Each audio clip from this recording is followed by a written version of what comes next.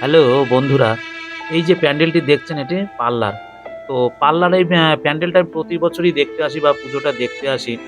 কিন্তু আমার ক্লাবটার নাম মনে নেই। তো বেশ সুন্দরই করে প্রত্যেক বছর। গত বছর করেছিল প্যান্ডেলটা এর থেকেও আমার কাছে বেশি ভালো লেগেছে। আমার অনেক গুণ ভালো লেগেছিল গত বছর। তো এবছরে এলাম, তো ভালোই লাগলো। তো এসে একটু দেখুন এটা আবার কি বাংলা ভাষার উপরে ডিপেন্ড করে এই যে প্যান্ডেলটা করেছে। তো এখানে বিদ্যাসাগরের একটা স্ট্যাচু আছে। স্ট্যাচু ঠিক না, মানে এটা হচ্ছে আঁকানো। একটা আর্ট করে এখানে রাখা। তো সে অ, আ, ক, খ এই সমস্ত লেখা-টেখা আছে। পুরো প্যান্ডেলটা আরকি ভেতর সাইডটায় এই যে পুরো এরকম ছবি দিয়ে তারপরে অ, আ, ক, খ মানে এই সমস্ত যাই হোক স্বরবর্ণ, ব্যঞ্জনবর্ণ দিয়ে একটা প্যান্ডেল তৈরি করেছে।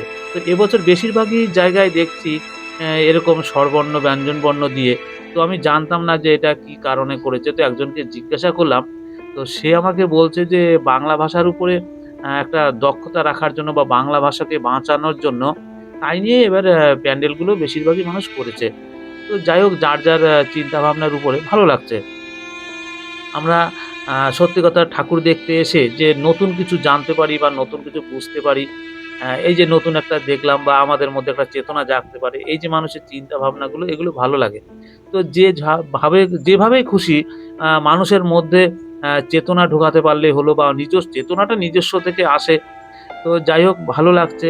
একটা সুন্দর নতুনত্ব আছে আরকি। এবছর একটা নতুনত্ব দেখলাম পুজোর প্যান্ডেলে। যাক খারাপ লাগেনি।